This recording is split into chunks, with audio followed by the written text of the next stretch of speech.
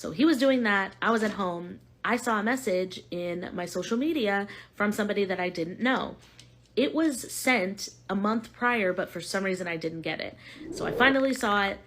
It said something to the effect of, please tell your husband to stop harassing us. And I was like, what the hell is this about? I don't understand. So I asked this person, what are you talking about? They tell me everything. You know, my husband's been harassing them and their friend.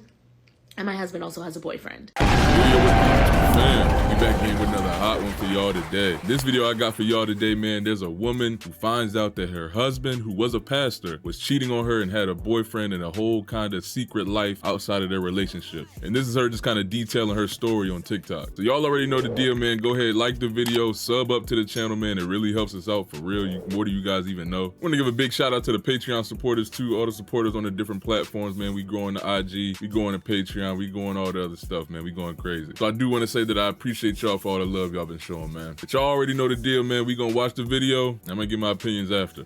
Buckle up. So it was in December, and my husband was the music director at his church, where his father was also the pastor. He was at the church doing rehearsal for the Christmas musical, and I was at home. During that time, he was not staying at our house. He had left and just never came back. Like, he left in October, never came home. That's a whole nother story for another day. We can talk about that if you want to later.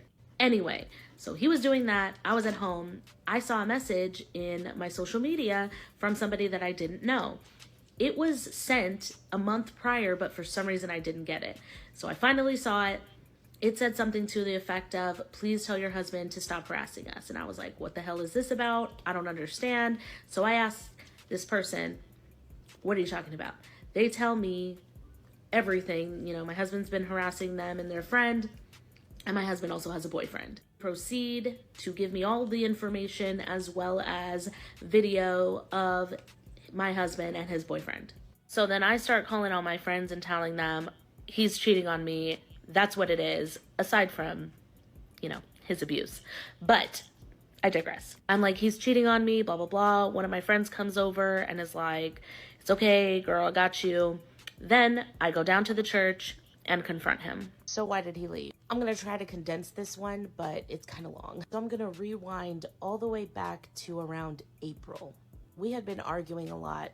Mind you, he was gaslighting me, very emotionally, verbally abusive. So like every single time I brought something to his attention, it was a fight. So I was like just fed up at that point. And I was like, we got to figure this out. So I told him, I think we need, you know, we need to separate for a minute, not like separate, we're getting divorced, separate like, you know, you go sleep at your mom's house for a little bit, for a week or something, not even a week, a couple days, get our heads on straight, come back home, get our shit together. Well, he does that and doesn't come home for a month until the day before our anniversary. And again, you might be asking, like, he didn't come home, like you didn't make him come home. No, I couldn't. He was abusive.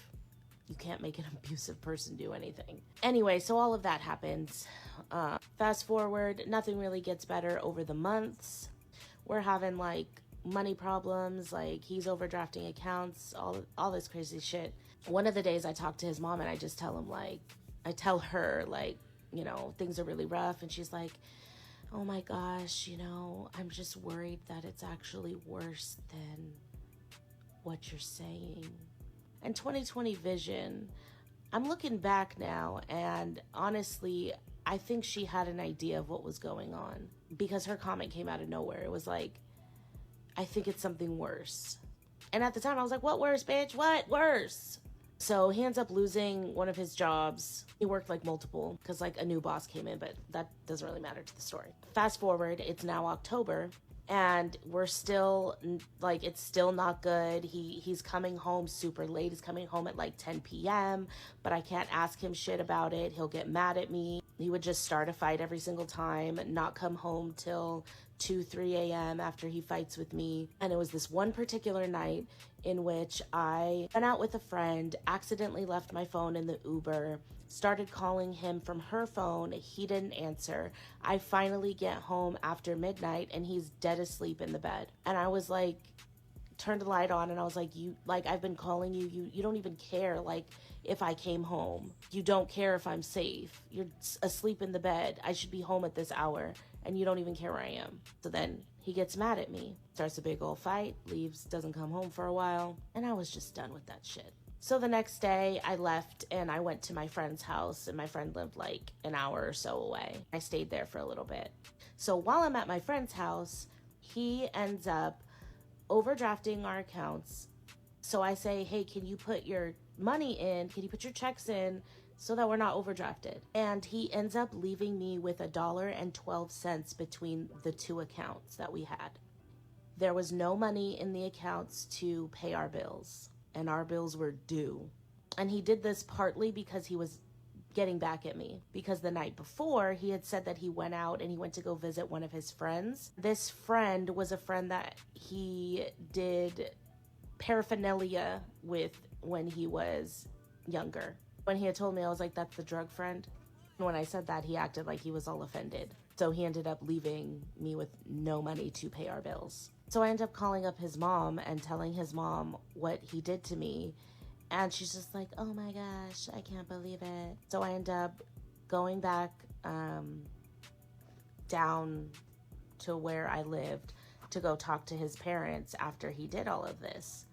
And that was a whole ordeal. But yeah, basically, I'm gonna have to put the talking to his parents story in a different video because this is gonna be way too long. But after he left me with no money, I ended up staying at my friend's house for a few weeks. And then I finally go home and he still isn't staying at the house. He comes back because I asked him, like, I need your credit card so that I can pay the bills. I need to pay your credit card bills. He drops off his cards and he tells me he's not coming home. And from then on, he never came back. Adding on to the other video that I made about why he left. So he told me, I'm not coming home. And he never did, although he was supposed to. Like, he wasn't saying he was never coming home ever at all. He was just saying, I'm not ready to come home yet. But now I know he was cheating on me. He was staying at his boyfriend's house. That's why he never came home. And he ended up giving me his credit cards to pay the bills, but he never continued to help me pay the bills. Basically, from that moment on, he got an attitude and was like, not paying any bills. After he left me with $1.12 in our account, he was like, I'm not paying the rent.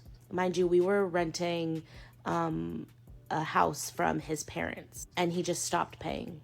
And he stopped paying every single bill, or stopped helping me pay. And during that time, I also had gone and taken time off work. I was on disability because my mental health was so bad. And so I couldn't even take care of myself. I had to jump right back into finding another job because he left me in such a shitty predicament. So also, when I went to go talk to his parents, when I had ended up coming back, to where I lived, I went to the church to talk to both of his parents. I sat down and I told them everything, everything I could think of that had ever happened, all the horrible shit that he had done to me. I was bawling my eyes out, crying. And his dad was just like, oh yeah, that's financial abuse, that's unacceptable, we can't have that, yada yada yada. And his mom's solution was to help me pay some of the bills. Mind you, no accountability for their son. None. Zero accountability. I don't even think they talked to him about the fucking shit that he did to me. But at the time I was like, okay, they're listening to me, they can help this turn a corner. And at this time, I didn't know he was cheating on me yet. But now I realize his parents are just enablers of his bad behavior, and they bail him out of every single thing that he does. His dad didn't give a shit that he was abusing me. His dad didn't give a shit that he was financially abusing me, squandering all our fucking money. I told them, so I had gone to Disneyland, and while I was there with my friend, I was talking to his mom, and his mom was like, yeah, I gave him $60 because, you know, he said that he was going to get you something, blah, blah, blah, blah, blah. And I was like, he didn't get me anything. So he had lied to his mother, asking her for $60, telling her he was getting me something, and he never got me anything. He just needed $60 to either buy alcohol, because at the time he was drinking very heavily, and or my belief is that he relapsed. So he might have been getting the drugs.